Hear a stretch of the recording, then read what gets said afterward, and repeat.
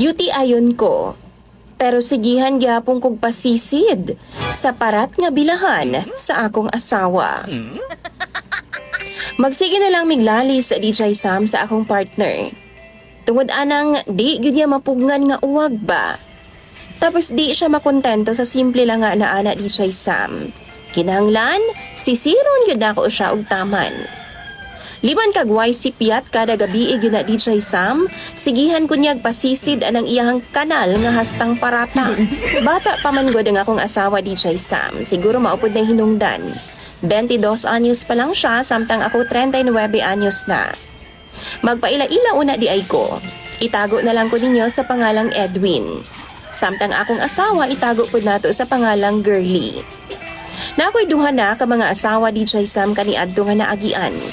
Pero, ila akong gibiyaan o gikambyo sa ubang lalaki. Kabaw mo unsay rason nila, babaw ra gyud kaayo. Dili daw sila satisfied sa ako sa kama. O ganong dili man, kay di daw nako sisiron ang ilaha. Di daw ko kahibaw, mubugno sa kama. Mao nga sa dihang na ila-ila nako ang akong ikatulong asawa DJ Sam nga si Girly. Aw, kung unsa ang ilang reklamo sa mga nauna nakong asawa, unsa ang mga tan-aw nako kakuwangan nako sa ilaha, ako gidang double time sa akong asawa DJ Sam. Gusto nako times 2, times 3, times 10 pa ang akong kahawd sa kama pag abot sa akong ikatulong asawa. Kay di ko gusto DJ Sam nga mawa siya sa kuha. Unang tilaw nako DJ Sam. Paska gyud ang parata. Murag paksiw nga nasubrahag asin DJ Sam. Na-imagine ninyo na, makaya-kaya ra ang amoy DJ Sam. Pero ang kaparat, murag di gyud kaya.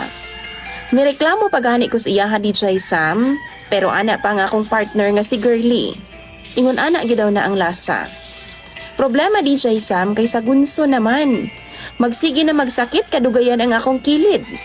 Tapos, murag medyo sakit-sakit naman po ipangihi DJ Sam.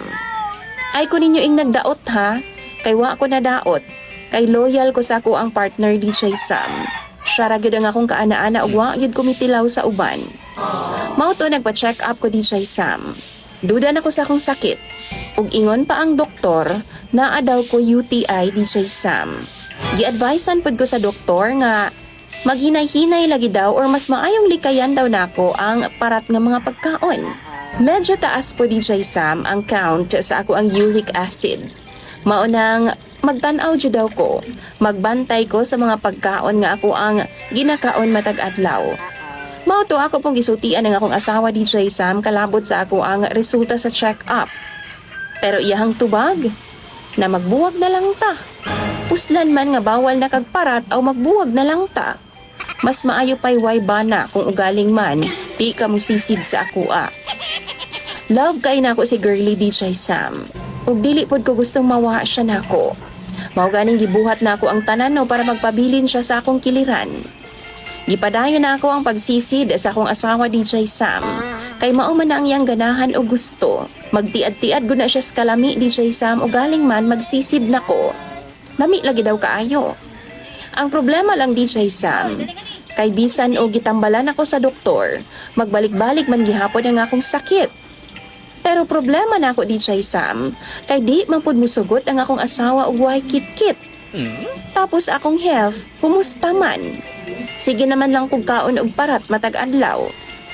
Di ko gusto mawala siya DJ Sam, pero gusto pud kong maayo sa akong sakit. Mahadlok pud baya tano, kay adlaw-adlaw baya tang gakumbati para sa panginabuhian. Kung kamo daw ang nasa kong kahimtang, unsay angay na kong buhaton.